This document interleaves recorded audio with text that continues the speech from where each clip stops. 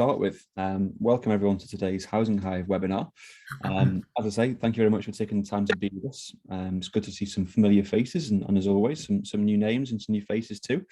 I really hope you enjoy the next 30 to 45 minutes or so and hopefully take something away from it.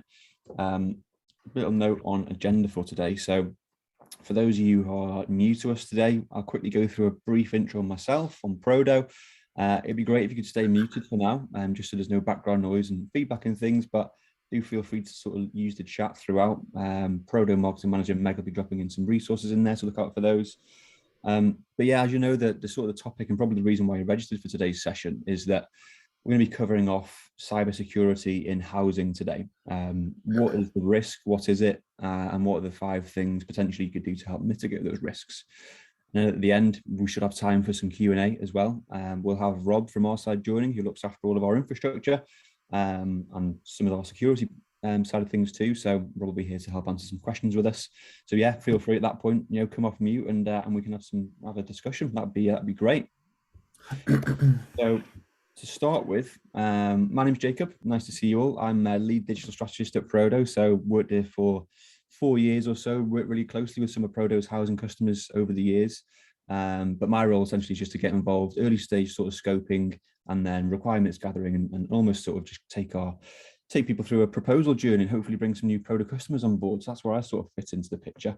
But yeah, us as an agency, a quick note, just a quick intro to us. We've been specialising in providing digital solutions for housing associations and their customers for over 16 years. We support and innovate to enable housing associations and their residents to engage with one another digitally through every step of the journey, from starting off with public-facing websites to advertise properties, and there's also almost like an information source to potential customers and customers too, through to the application process and digitising that lettings onboarding process with customisable questionnaires, document uploads for proof of IDs, and then in an ideal scenario, followed by enrolling someone into successful applicants into a self-service portal as well in the mobile application to manage tenancies going forwards, check balance, pay rents, report repairs, these sorts of things. Really just sort of enabling that digital first customer journey for those people who are best suited to it, which obviously in turn, as part of the whole channel shift movement, obviously frees up your time as a housing association to spend that sort of empathy and support with those people who need your help the most, I suppose. So that's where we fit into this sector. We do run multiple events or webinars since COVID happened. We've been running all sorts of things over the last couple of years. So if you've missed any, or if you want to sort of jump off early, if you need to, or interested in sort of revisiting today for whatever reason, feel free to hit the link onto our video hub where we'll upload the video, and there's all sorts of different things on there, all sorts of different topics. So I'm going to assume there's probably something on there that might take your interest. So I would encourage you to take a little look into that. And just, yeah, any questions on any of those, feel free to get in touch.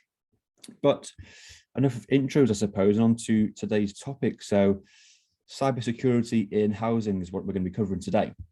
So as the housing sector's reliance upon digital solutions continues to grow, thanks to focus on channel shift and improvement of its digital services to adjust to the increasingly digital footprint of modern society, together with more and more organisations committing to remote and home working, unfortunately, the potential risk around cyber attacks in turn sort of increases together with that, and it goes alongside it. Now, housing associations having hundreds, if not thousands of customers, of course, hold significant amounts of personal and sensitive data, together with being connected to a range of different public sector bodies as well. Now, we've worked with housing associations for 20 or so years now, but throughout that time, we've also worked with multiple other sectors too. And what we've found is that, and what we also hear in sort of industry-wide events, is that the housing space can typically be fairly slow to adopt modern or secure technologies in some scenarios. So when we build customer portals, for instance, at times we're having to integrate with some legacy systems. So I suppose that sort of feeds into the whole scenario of potentially being a bit of a risk. Of course, the large majority of housing associations, as I touched upon at the start, plan to move to or continue working with that hybrid working model where employees either work from home fully or at least partially. So this all sort of, again, feeds into the sort of the landscape of the cyber risk in this sector.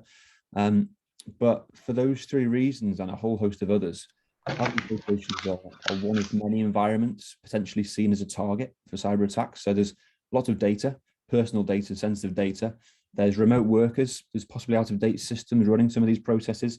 So everything sort of adds up to be almost like a perfect storm to be potentially a cyber attacker's target, I suppose. So whether it's something like phishing emails, malware attacks, distributed denial of service, or old-fashioned scams to find out personal passwords, cyber attacks are increasing all of the time. Hence the reason of us putting on this talk today, and hopefully giving you something to take away and sort of help mitigate some risks.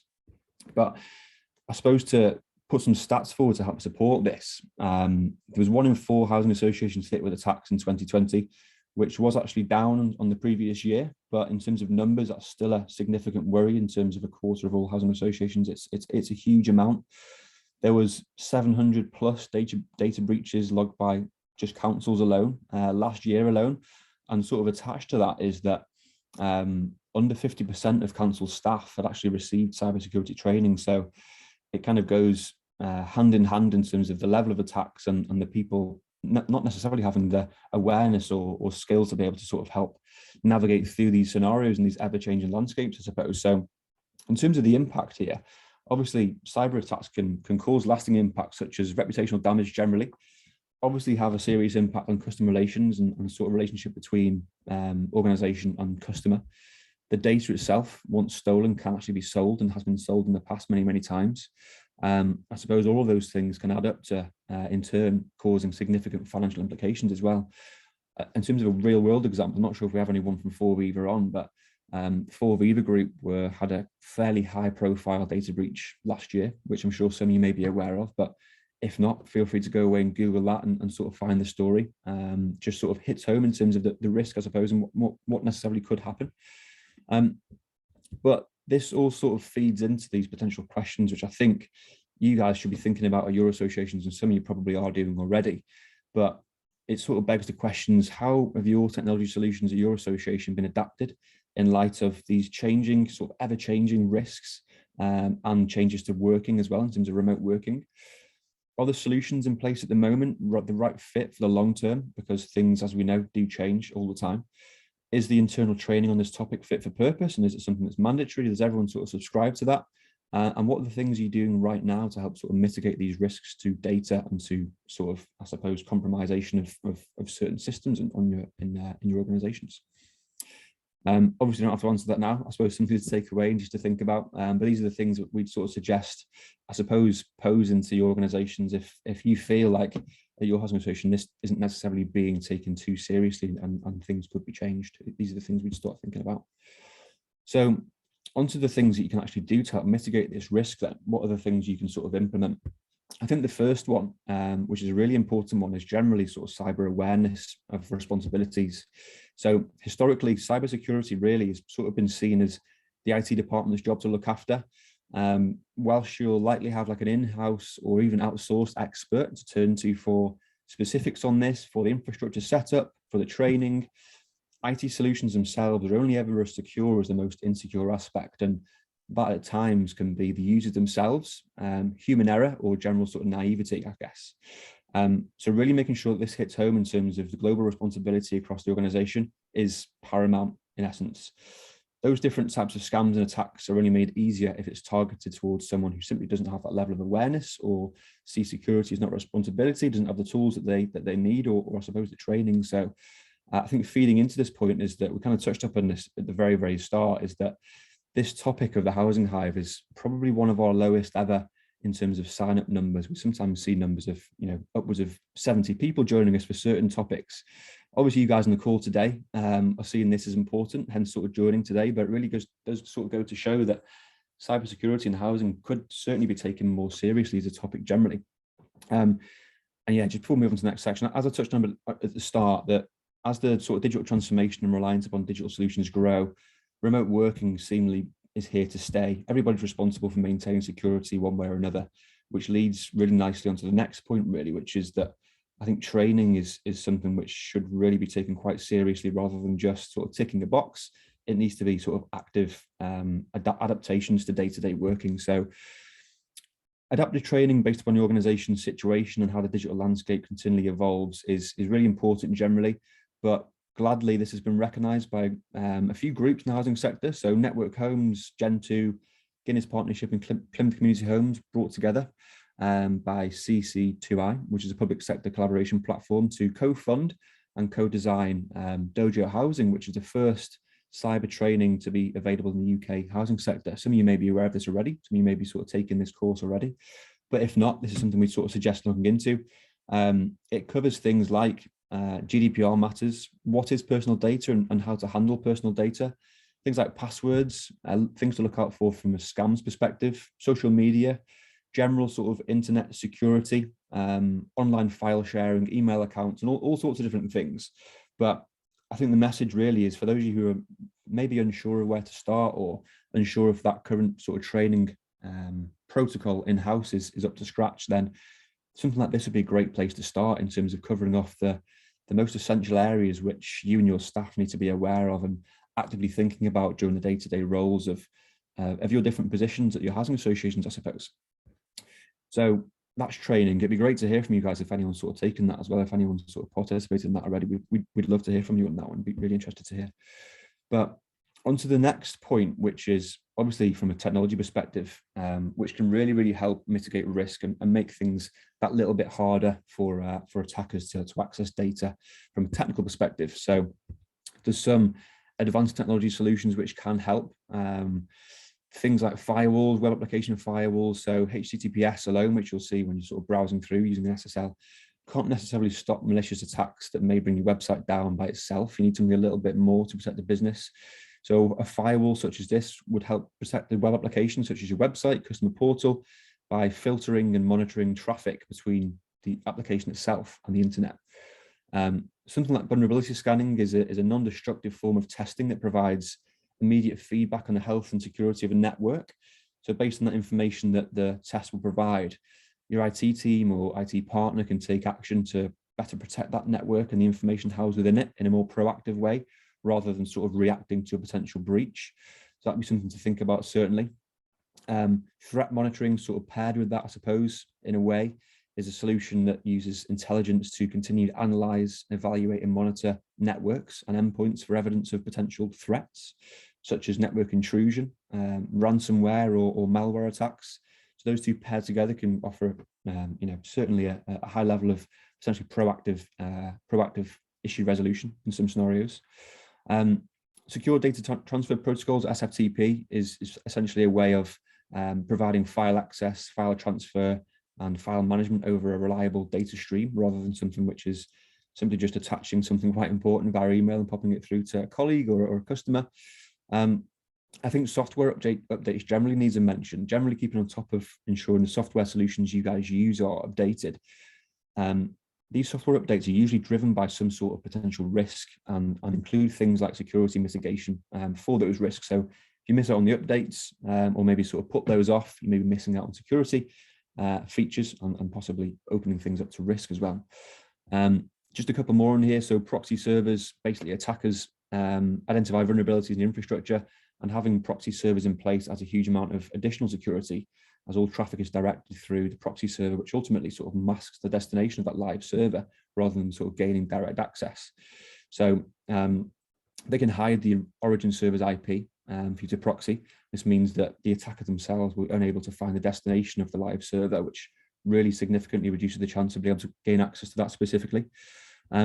And I think generally sort of enhanced sign-on processes. So every year, day to day, monthly, hackers are stealing millions of usernames and passwords because to sell them for blackmail or for other uses. Now, most people will use things like very similar passwords or the same passwords in some scenarios across multiple accounts, which really does create those weak data access points. So if that login page is protected by further verification steps, such as two-factor authentication or multi-factor authentication, it's going to defer criminals to be able to sort of, or at least stop those brute force attacks in some scenarios as well. And the last point on this would be data storage, generally sort of keeping that encrypted. So if access actually is compromised, then actually accessing the information behind the data isn't necessarily as easy as just sort of reading a list. It needs to be decoded, which sometimes can take serious effort, serious investment, rather than just seeing, as I say, a long list of readable data, such as names, addresses, sensitive information. So generally sort of having data which is stored and in transit as well, encrypted, is certainly something to consider as well. So Not to go too technical on this one, but these are the things that we'd sort of suggest considering as part of technology solutions you could use to sort of help mitigate some of this risk as well.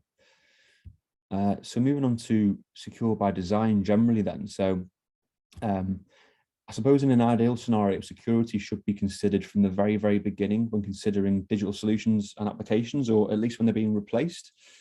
So mapping something like a data model architectural process will enable you guys to understand what systems interact with each other and how data is actually handled between those systems at rest and in transit, which talked about the encryption on the previous slide. So this process itself can help identify possible gaps and enable you to improve those and sort of rectify them before implementing something new. Security, I think we're seeing it more and more, but should certainly form a key part of digital solution procurement processes as well, to make sure that the suppliers and systems that you're using or looking to bring on board have the necessary measures in place to keep your data safe as well.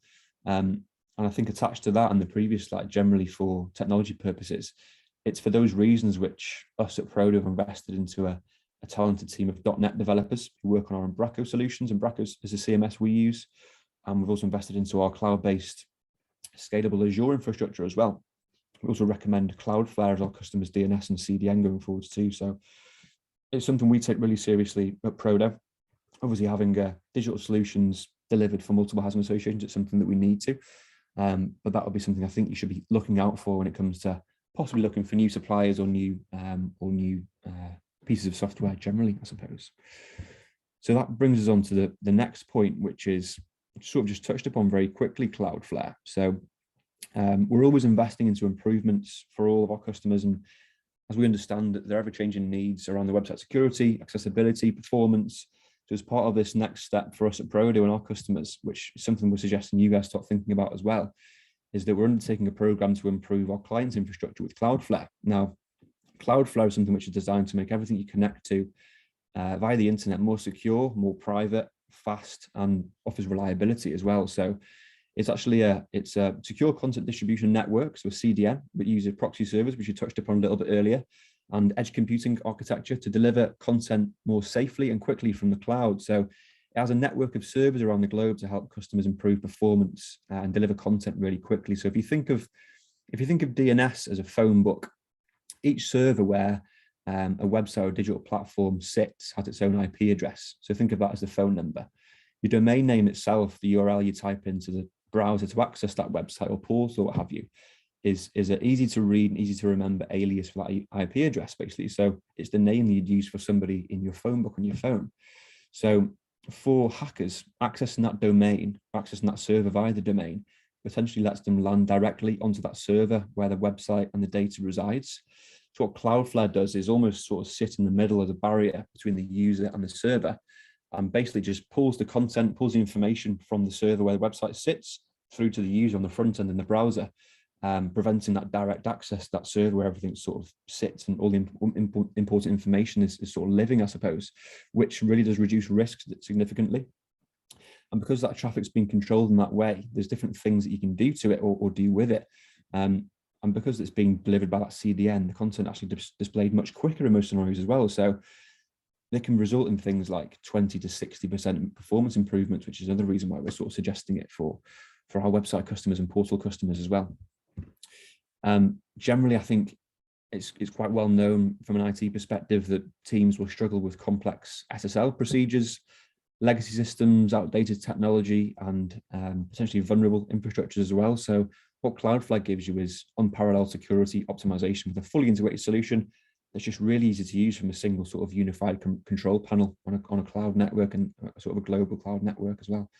So instead of spending time patching old systems, recovering site downs, mishandling data, your IT teams can therefore focus on building more innovative end user solutions rather than sort of taking the time on these things, which just essentially are a bit of a headache for them generally, I suppose. So that's something which we're going down the route of at the moment. It's certainly something we suggest you guys do too. It's not something which we're sort of looking to sell to people. It's just a recommendation from an infrastructure perspective, and I suppose best practice going forward would be to use something like this generally. So that sort of concludes today's main points, really, in terms of the landscape of why you should be considering cybersecurity as a risk. Obviously, you guys are doing, which is why you've joined today. what the risk is with some real world examples, and then I suppose 5 steps or 5 different topics of things which you could look to implement from a technology, training, awareness, and a Cloudflare perspective as well. So hopefully that gives you guys something to think about. Hopefully you found that useful. But yeah, at this point, if anyone's got any questions, myself or my colleague Rob on the call, who's a lot more knowledgeable on this topic than myself, we'll do our best to help if anyone's got anything come through at all, Meg. No questions as of yet. We've had a few conversations just around, I was trying to do some digging and find out what kind of, what departments people are coming from, where we're seeing kind of the biggest challenges. Lee had an interesting point. Let me just scroll back up and check where it was that she was from. A small community-based HA in Edinburgh, but that they'd had an issue recently where a contractor's email had been hacked, which had then meant that they had to then support them. It wasn't their own security that had caused the problems, which I think is quite interesting because it comes back to your point around vendors and making sure that, your suppliers have got good systems in place as well. Yeah, absolutely. Yeah, for sure. Let me just see. There's a question from Will that's just come through, Jake. Okay. Say, have you or anyone seen housing association related phishing attacks impersonating housing association emails? That's a good question. That's a good question. Yeah. Have you come across any of those, Rob? At all? Your experience? No, the only one that it's not really. Oh, hold on. Someone's just commented to say they have. The only thing that I've come across with regards to housing associations on one of our old clients on their Facebook page, they had a threat made to them from someone that claimed to be from the hacking group Anonymous, that they were going to attack their website and do, expose all the data for them, which obviously they were very worried about that, but I've personally not come across any phishing attacks at all for housing associations. Fair enough. If Rika has got anything to add to that on the kind of one you've seen in your scenario. Yeah, feel free to come off mute and answer that if you like. That'd be great. And then Matt's got a question as well around, he agrees that they've seen it quite a lot. And are people implementing DMARC? I don't know if Rob, do you know anything about that? So what that does, it'll prevent, essentially it'll prevent people from sending out emails that looks as though it's coming from that domain name. Right. Phishing attacks that I've seen in the past, sometimes they'll come from an email that looks similar. So for prodo.com, it might come from a misspelt version of prodo.com. But yeah, the DMARC stuff, that is definitely something we'd recommend any IT department should look into, because it can completely stop in some cases these phishing emails. Certainly from being so successful anyway. They've definitely got a lot more sophisticated in recent years, haven't they? There's a lot, I think they're easier to fall for than ever before, probably. Yeah, I think a lot of them kind of at first seem to be obviously reputable and legit. It's only, upon closer scrutiny, isn't it? Yeah.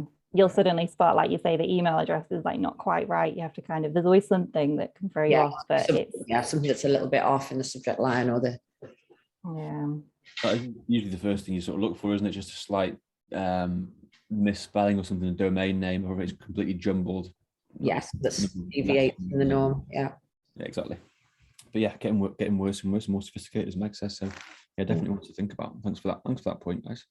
I've just come off mute because I'm a terrible type. It takes pages to type, so apologies. Yeah, I have to agree with the hybrid working model, because we're going towards that. Like many housing associations, obviously we weren't ready technically, and our IT is outsourced. However, we have had real issues with phishing attempts and staff being targeted direct, or somebody pretend to be from the housing association. The difficulty we found was that when people are in a hurry, they will miss those cues. You know, they just respond and will try and open something. So that's why we have the big awareness campaign. But we still didn't have anything that would make it difficult for our staff not to make a mistake technically. So we're looking at the moment, we're looking at egress, because we've been using 365, you know, free, and little banners coming up, and we're in test mode for that at the moment, and that looks a bit better. It does actually stop you sending emails if it will learn your, you know, your addresses, etc., and it will flag up any concerns. That's what we're testing at the moment. And I would definitely agree with the contract side of things, the procurement. We probably have some very big contracts. They're not an issue. They're very robust due diligence done there on data protection, the type of policy they have in place. But definitely a bit of a risk are the lower price contracts, and you're taking on local trades. And that's where we have to be really careful of the information we're sharing with them, how they're getting the information, what they do with it. But it's a challenging one, that one, especially if you want to promote local contracts, and they're not always set up for that. And we were involved in a contractor. It was our IT that hit, not us, but you know, a contractor that had been hacked. But hadn't been used for many years, and it's even making sure you don't let them keep the data as well. So it's an area of concern for sure. It is, isn't it? Yeah, it's one of those, isn't it, where at the moment it feels like those considerations are also almost being driven by bad experiences in some scenarios. So it's one of those where it's what can we do as a sector to get to a place where it's almost putting these things in place proactively rather than having to react to something like that, as you put it, Riga. But it's a great point around looking to use, you know, local contractors and things to sort of help the community generally and economy. But if they're not set up to handle for these sorts of levels of data, then it makes that whole process much more tricky, doesn't it? So that's a good point. Good point. Definitely agree with you there. Great. Okay. We have had a few other little bits and bobs coming in the chat. I think Jacobs mentioned how they're in the middle of bringing in an SOC. Apologies, I'm not well versed, which goes to show again, you know, I'm from marketing, and I think the level of, you know, awareness around what the different acronyms mean.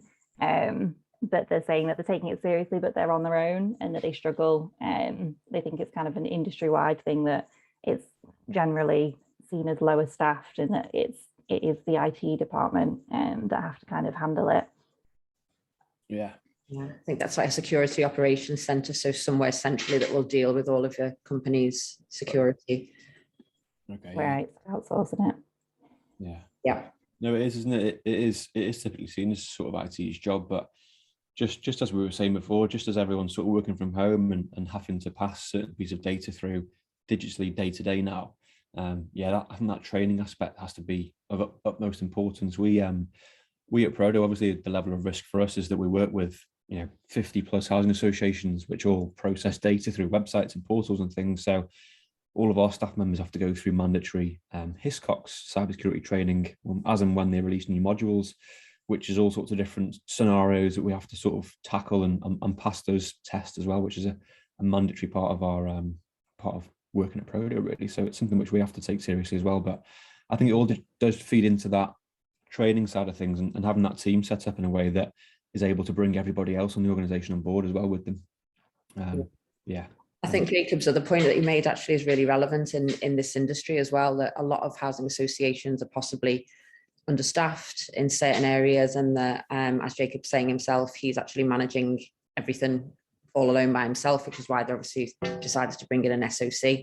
Saying that in his experience, that seems to be the case with a lot of HAs, that, you know, a lot of it will fall on maybe one person or really small departments. Yeah, I can imagine. All sort of feeds into what we were saying before, doesn't it? But yeah, totally agree with you there, Jacob. I think also that cybersecurity is kind of the hot potato, and nobody wants to own it and touch it, but it's just such an important part. And that, you know, as they were saying, the less people attending this hive than normal kind of shows that, you know, it's not the sexiest of topics. It's a really, really important one, and it's just crucial. It kind of underpins everything that everybody else is doing, and is central to all of that. Yeah, definitely. Yeah, agreed. Thanks for those points. Anything else that we want to discuss on today's sort of Q&A section, or is that sort of concluded those as well, Meg?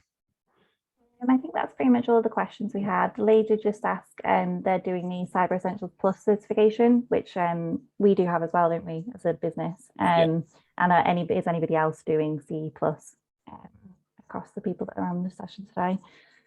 Yeah, that'd be good to know if anyone else is. I think we implemented that quite recently, didn't we? It was a couple of years or so back. Yeah, is that something that you and Sean ran, Rob, the Cyber Essentials security training? Yeah, we did, yeah. It's quite interesting, really, because you've got to adhere to a load of requirements, and you take questionnaires and stuff like that. It really makes you think about your infrastructure, your users and stuff like that. I mean, some of the things people don't necessarily always think about, and if you ever get like a pen test, that they won't, which is what a penetration test, they'll look at software and the security surrounding that software, but sometimes an on-site pen test of someone turning up in a high-vis jacket into an office block, pretending they're someone that they're not, and trying to access a server room, or standing behind a desk. I think they call it shoulder surfing, where they're looking at information that people are keying in. So that and things like that, obviously IT just can't control, which is sort of one of the main things we say, that a system can only be as secure as the most unsecure point, and if people aren't challenging visitors into a building, then if you're spending millions or thousands of pounds on the security of the system that you're presenting to the internet, but someone can just walk in, look over someone's shoulder for the same information, then that's a good point. It sort of makes that security worthless in a way. Yeah, that's a good point. Interesting one, isn't it? Right. Okay. Well, thanks so much for that, guys. If there's no other questions coming through, there's one about final question from Rico, wasn't there? Yeah. Go on. Sorry. Yeah, so Rico was just asking about the essential cybersecurity training. Might be something that they would be interested in, and she just wondered who she best to contact after the session. I can pass on the details of the company that helped us. The first one, just the cyber security, is just from memory, it's a self-assessment, I think, and then someone just signs you off. Tends to be a bunch of questions about your IT infrastructure, which you answer, and they'll either sign it off or they'll give you recommendations of things you need to do. And then when you've said you've done them, they'll sign you off. So yeah, I can put you in touch with third parties for that. Yeah, we can follow up with you on that one if you like, Rika. That's no problem at all. But yeah, Meg's also just popped a link in the chat, which is just a link directly to my calendar. If you wanted to discuss anything we've covered today, you can just jump on there and just book a short call with me if you wanted to. That's more than happy to do so. I'll probably end up roping Rob into the call if it's cybersecurity, because he knows a hell of a lot more about it than me. But yeah, really appreciate everyone's participation today, and just sort of staying with us to listen about today's topic. Obviously, it's one that you guys are interested in, but as I say, maybe some of your peers in the sector just aren't just yet. So we'll do all we can to sort of help that. The last slide is just a point that we've put together a book just specify around digital channel shift in housing, called How to Make Channel Shift Happen. And it's a bit of a guide in terms of channel shift projects in the housing sector, in terms of how we've seen them work in the past. So if you did want a bit of nighttime reading, feel free to jump on the link, and we'll post you a copy out. Not necessarily security related, but generally sort of channel shift related anyway, which I'm assuming may be of interest to you guys anyway. So yeah, hopefully that's of help as well. But yeah, really appreciate everyone joining